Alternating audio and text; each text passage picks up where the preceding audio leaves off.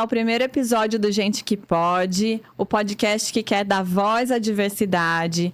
Eu sou Juliana Goulardin, sou fisioterapeuta neurofuncional, professora e pesquisadora e junto com as minhas colegas, idealizadoras e fundadoras desse projeto, estamos aqui hoje para abrir a temporada e elas vão se apresentar. Eu sou Vânia Ferreira, sou fisioterapeuta neurofuncional e sou mãe atípica.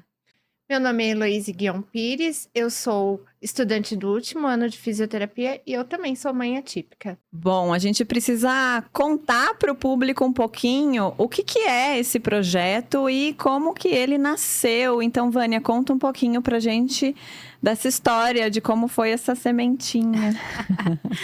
Esse projeto, ele nasce, da necessidade de conscientizarmos os profissionais da importância da humanização no atendimento aos pacientes, às mães e às pessoas com deficiência. É um projeto que não atende somente a necessidade da pessoa com deficiência ou do familiar. A gente quer buscar atender a necessidade da pessoa com deficiência, do familiar e do profissional de saúde. Elô, conta pra gente então um pouco da nossa missão aqui.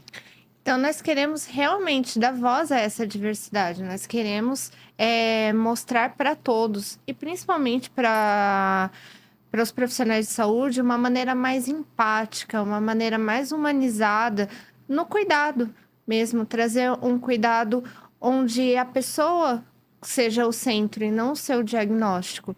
Onde as famílias sejam ouvidas e acolhidas de uma maneira muito mais empática e humanizada do que a gente costuma ver, que vá além das técnicas. As técnicas são importantes, mas antes de um diagnóstico e antes das técnicas, há ali um ser humano e há ali uma família que precisa de acolhimento.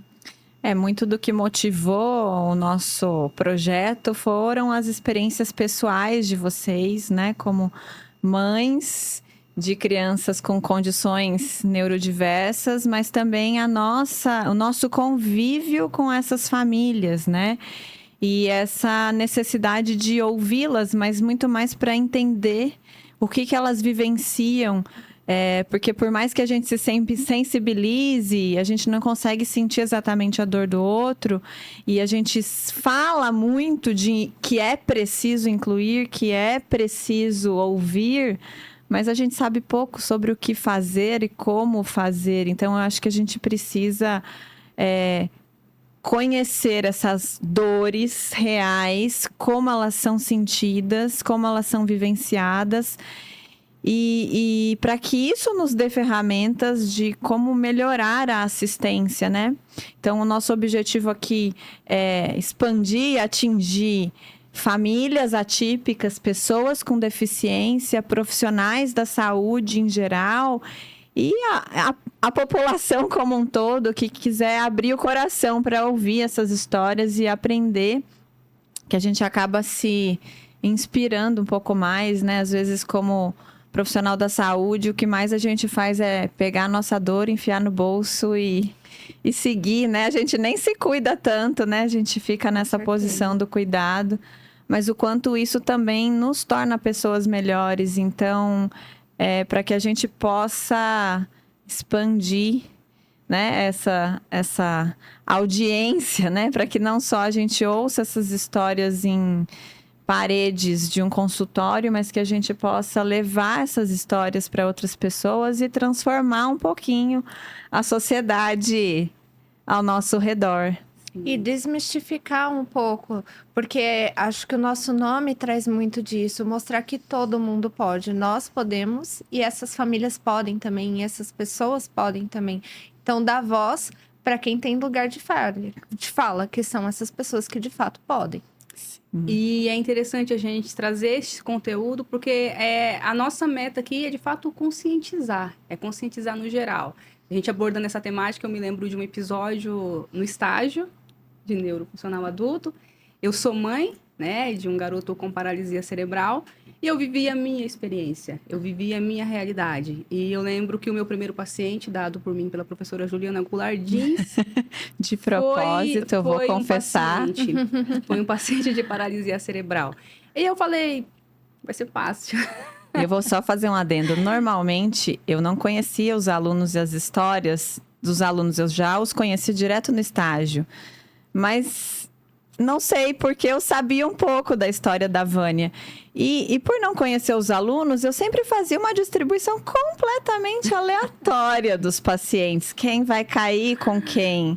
Mas eu senti, não sei porquê no meu coração, que a Vânia tinha que lidar com um adulto, outro adulto, Exatamente. com paralisia cerebral. E isso foi transformador para mim, porque eu vi outra experiência de vida. Eu vi uma mãe com um filho com o mesmo diagnóstico que o meu, mas era outro filho, era outra realidade, era outra forma de encarar aquilo. E aquilo me fez entender que eu preciso ter empatia pelo outro. A forma como eu encaro o meu desafio e eu supero ele ou não, é diferente da forma como você, Lô, encara o seu desafio. Com certeza. Então, são desafios diferentes, somos pessoas diferentes enfrentando. E no final do estágio, a Ju me deu a devolutiva e falou, eu te dei aquele paciente para que você exatamente compreendesse isso.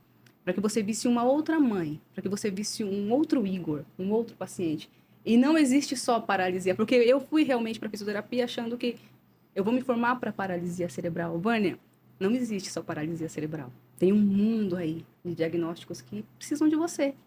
E de fato, isso me transformou bastante como profissional também.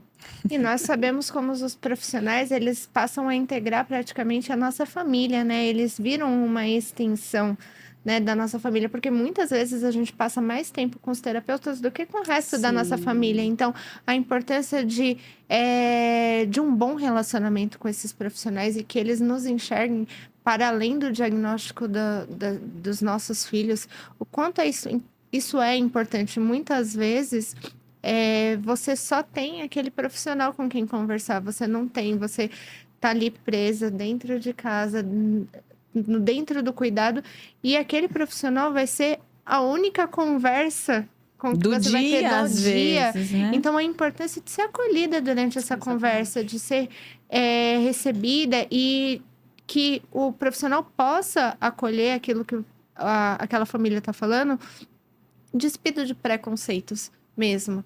Porque, às vezes, aquela mãe realmente precisa desabafar e ela continua amando o filho de todas as formas, ela continua fazendo tudo por ele, mas ela tá cansada, ela tá sobrecarregada e ela precisa de acolhimento. E lembrar também que essas famílias, elas são especialistas naquele paciente, que o próprio paciente, quando ele tem esse lugar de fala, ele é especialista de si mesmo. Então, que a gente possa acolher também e levar para as pessoas o conceito de que eles precisam acolher.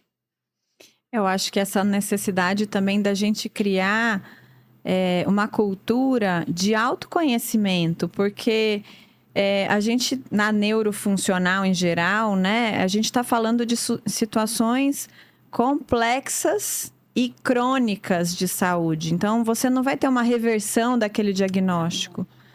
Você tem que aprender a viver com aquela condição. E a gente, às vezes, fica muito naquela... mas ele vai curar, né? Mas ele vai... Não. Eu preciso entender como é aquele prognóstico. Essa família merece essa comunicação. Merece essa verdade. Só que, muitas vezes, tem um processo de sofrimento ali frente a essa notícia... que ele precisa ser respeitado. Ela não é só acolhida, não só ouvida, mas acho que a terceira palavra é respeito. Porque, às vezes, de uma maneira subconsciente, não proposital, vem a negação. A negação não é uma coisa assim, eu não quero. Claro, ninguém quer um diagnóstico ruim, ninguém quer uma notícia ruim. Dizer que que o seu filho ou que você tem uma doença, uma condição incurável. Mas isso não pode ser o fim, porque a gente pode não ter ferramentas para reverter aquela situação, mas a gente tem muito o que fazer por aquela pessoa enquanto ela estiver viva e do momento do diagnóstico, enquanto essa família, enquanto essa pessoa existir, né? Então, e a gente não pode centrar os cuidados na técnica. Nós não somos robôs, aperta botão e prescreve. Tem uma outra pessoa ali, a gente, como profissional de saúde, é gente que cuida de gente antes de ser um técnico. E a gente precisa lembrar disso quando a gente vai cuidar. Só que a gente está vivendo um momento meio complicado, né? Nessa área em que a gente vê um lado, né, de tecnologia caminhando para a inteligência artificial. E, nossas profissões vão ser substituídas? Em parte, sim. Aquilo que é robotizado, aquilo que é mecânico, sim, a inteligência artificial é melhor do que uma pessoa para fazer.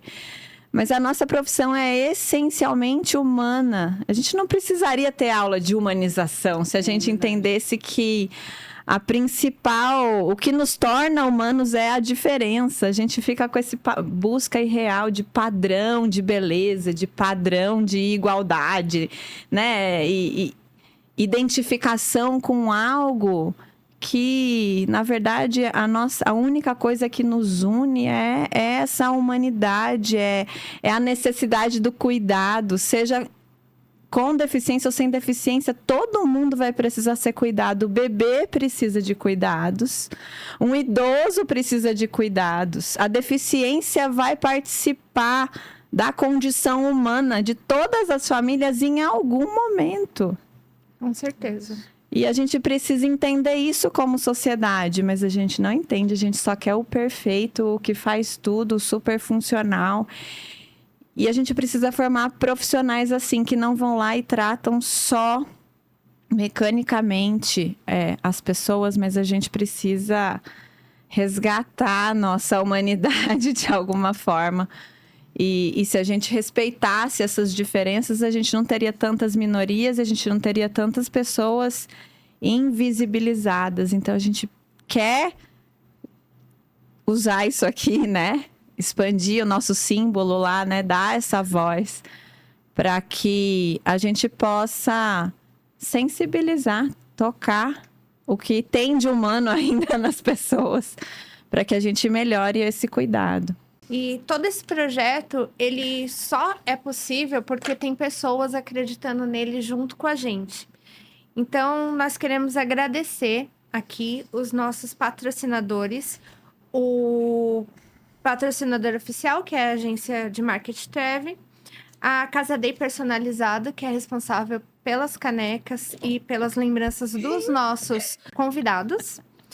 O Instituto Beta, Bate Félix Informática, Estética Renata Nascimento e os nossos apoiadores. O Estúdio de Fotografia Ingrid Fotos e, claro, esse estudo maravilhoso onde estão sendo feitas as gravações, a Jogue Play, que fica aqui em Guarulhos, na rua Ana da Silva, 112. E para que você possa continuar sabendo um pouco mais sobre o nosso projeto, sobre nossos propósitos, nossa missão e conhecer os nossos convidados e as suas histórias, você precisa se inscrever no YouTube, nos acompanhar aqui no Instagram e também você vai poder ouvir os episódios no Spotify. Curta, comente e compartilhe os nossos conteúdos para que cada vez mais nós possamos alcançar mais pessoas e que todos saibam que todo mundo pode, porque a gente pode.